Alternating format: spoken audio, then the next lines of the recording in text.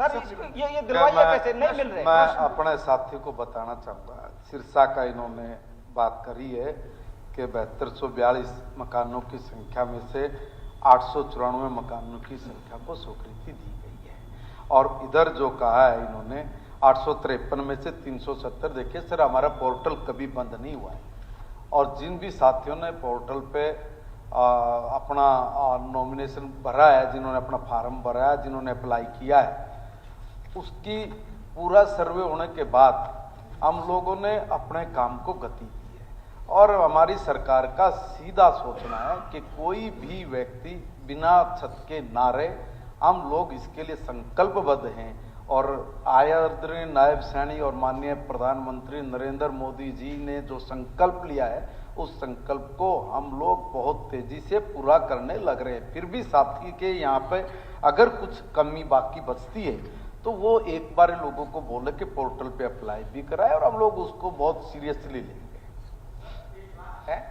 ये आपने दूसरा जो क्वेश्चन है उसका जवाब के अंदर मैंने कालांवाली विधानसभा के लिए स्पेशल मांगा था, उसमें अध्यक्ष जी सिर्फ 2 गांव का देखिए जो चीज क्लियर हो जाती है, अभी तक जितने घर हमारे या जो भी चीज क्लियर हुई है वो है, ये 2 गांव नहीं है, ये गांव में मौजूखेड़ा गांव में हम लोगों ने लैंड ली है।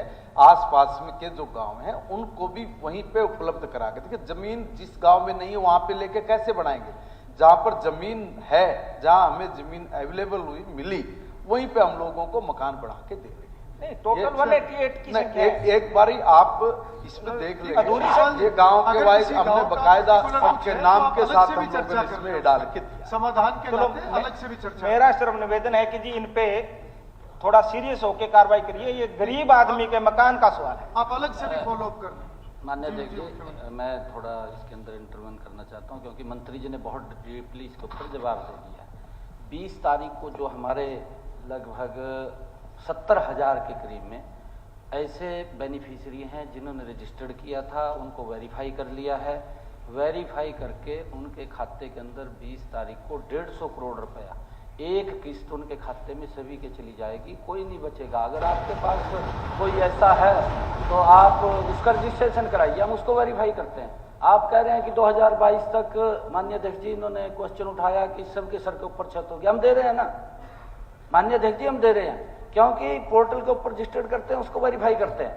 वेरीफाई करने के बाद प्रधानमंत्री आवास योजना के तहत मकान देने की गारंटी अगर किसी की है तो नरेंद्र मोदी की है। श्रीमती मंजू चौधरी।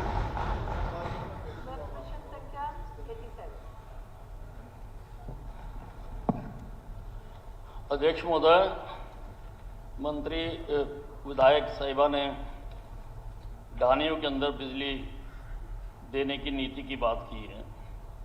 श्रीमान जी, वर्तमान नीति के अनुसार मौजूदा ढानी कनेक्शनों को एपी फीडर से, यानी कि एग्रीकल्चर फीडर से आरडीएस डोमेस्टिक फीडर पर स्थानांतरित करने की लागत आवेदक लाभार्थी द्वारा वहन की जाती है, जिसमें ट्रांसफार्मर की लागत शामिल नहीं है। ट्रांसफार्मर की लागत निगम वहन करता है। नए ढानी कनेक्शनों के लिए जहां लाइन की लंबाई फिरनी से 300 मीटर से अधिक और 3 किलोमीटर तक है, वहां लाइन की लागत का 50% और यहां पर भी ट्रांसफार्मर की पूरी लागत निगम द्वारा वहन की जाती है। सर, मेरा क्वेश्चन ये था अध्यक्ष महोदय कि ऊर्जा मंत्री जी बताएंगे कि गांव में जो 3 किलोमीटर ढाणियां हैं, उन कृषि फीडर से घरेलू फीडर 24 घंटे बिजली लाइन स्थानांतरित करने का खर्चा ट्रांसफार्मर पर होने वाले खर्चे के अलावा वहन करना पड़ता है? यदि हाँ तो बताएं। तो क्या उस खर्चे को वहन करने का कोई प्रस्ताव सरकार के विचाराधीन है? क्योंकि नांगल चौधरी विधानसभा निर्वाचन क्षेत्र के लोग उस खर्च करने को वहन करने में असमर्थ हैं। अध्यक्ष महोदय, ढानी की परिभाषा ये है कि 10 घरों का समूह होना चाहिए और घरों में बाथरूम, शौचालय, रसोई बनी होनी चाहिए। उसमें यह भी प्रावधान है कि उसमें ट्यूबवेल का कमरा नहीं होना चाहिए।